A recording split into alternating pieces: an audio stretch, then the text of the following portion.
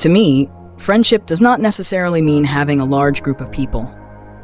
Sometimes a deep relationship with a loved one, like my husband, whom I consider my best friend, is enough. Friendship can be found in peaceful moments with pets or simply in the serenity of nature. So, if you ever feel lonely or worry that you do not have enough friends, remember that friendship does not come in just one form. Connection is not about quantity, but the quality and meaning of each relationship in your life. During my school years, I always felt out of place. I knew many people, but having a truly close friend seemed far away.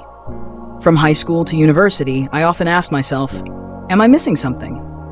But then, I realized that not everyone needs a large group of friends to feel complete. I gradually learned that friendship does not always come immediately, and is not always easy to find. There will be times in life when you feel alone, without anyone who truly understands you. But instead of seeing it as a disadvantage, I learned to appreciate that time. Spending time alone allowed me to reflect, explore my passions, and enjoy moments of stillness that not everyone gets to experience. Over time, I found true friends, those who understood me, valued me, and never forced me to change to fit in. Now, I am happy to have a few cherished friends, both in work and personal life. I also find joy in simple connections, with my little dog, my adorable cat, or simply immersing myself in nature. And I understand that whether you have a big group of friends or just a few close ones, the most important thing is the feeling of belonging. And sometimes that sense of belonging comes from within ourselves. Growing up, I realized that the world always emphasizes the importance of friendship. Movies, fairy tales, and even life lessons highlight that, to have a fulfilling life, one must have friends. The image of tight-knit groups overcoming challenges together is always placed on a pedestal, as if it is the ultimate key to happiness and belonging. I do not deny that friendship plays a vital role in life. But I also understand that friendship is not limited to lively gatherings or large social circles. When I first moved to this small valley, I knew no one. Yet that did not make me feel lost. I found joy in my work at the preschool, connecting with the children and their families. Even without someone to go out with in the evenings, I still felt like part of a community, still experienced connection in my own unique way. Looking back on my journey, I realized that the time spent without many friends helped me learn to enjoy life alone, explore myself, and pursue my personal passions. I spent time developing my art, writing, and cherishing peaceful moments with a cup of tea, a book, or nature around me. Most importantly, I understood that there is no formula for friendship or connection. Some people have many friends, while others have only a few close ones. But no matter what, everyone has their own path, and as long as we feel content with ourselves, we are not lost. My life was once a series of constant travels, moving from place to place, never staying anywhere long enough to call it home. But now, in this small valley, for the first time, I feel like I can truly take root, build a community, and seek lasting connections. I am not someone who makes friends easily. Throughout my adult life, especially in my early youth, I struggled with feeling out of place, unsure of how to find people who truly understood me.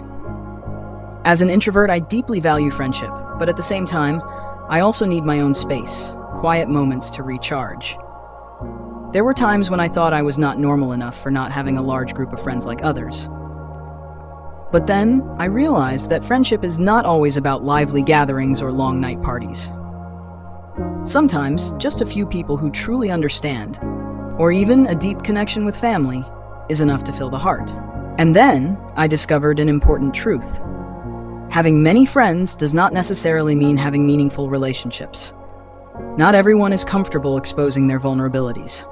I used to feel lost when I couldn't find the deep conversations I desired, but then I understood that these things take time. True friendship cannot be rushed.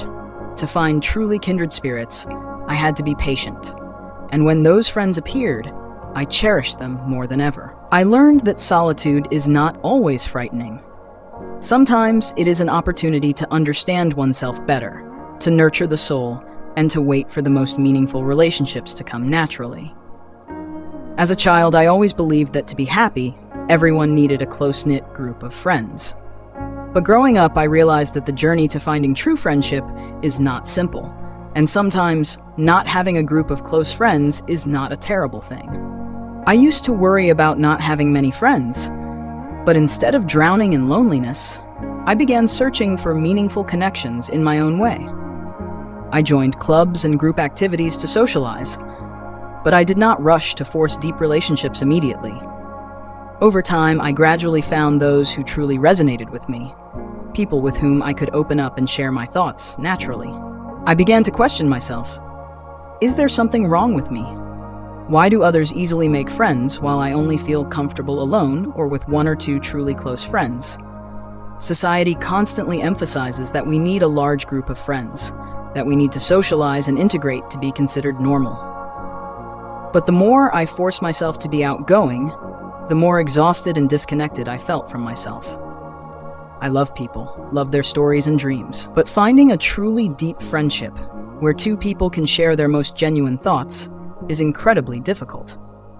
I realized that I was not antisocial or problematic. I simply needed my own space and time to connect with those who truly matched me. And so, I decided to stop forcing myself. I learned to accept my own rhythm, understanding that there are others like me out there, quiet but deep souls, waiting to find one another in the most natural way. As I stepped into adulthood, I once believed that having a lively social life was essential.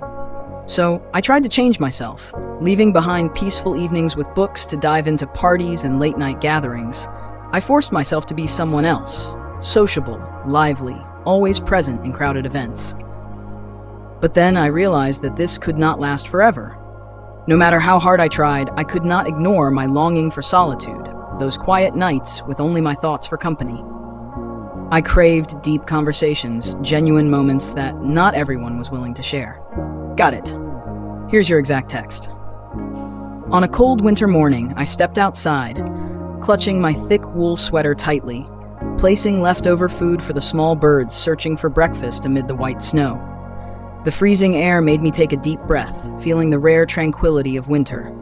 I decided to treat myself to a simple yet special gift, a bowl of icy snow cream, something that could only be made at this time of the year. Winter kept me indoors more often, wrapped in blankets after a long day of work. On such days, I often reminisced about my childhood, those days of sitting quietly by the window, immersing myself in books and movies about lonely heroes.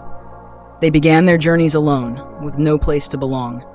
But gradually, they found companions who helped them understand that life was not just about solitude, but also about friendship and connection. Yet, I was drawn to a different kind of character.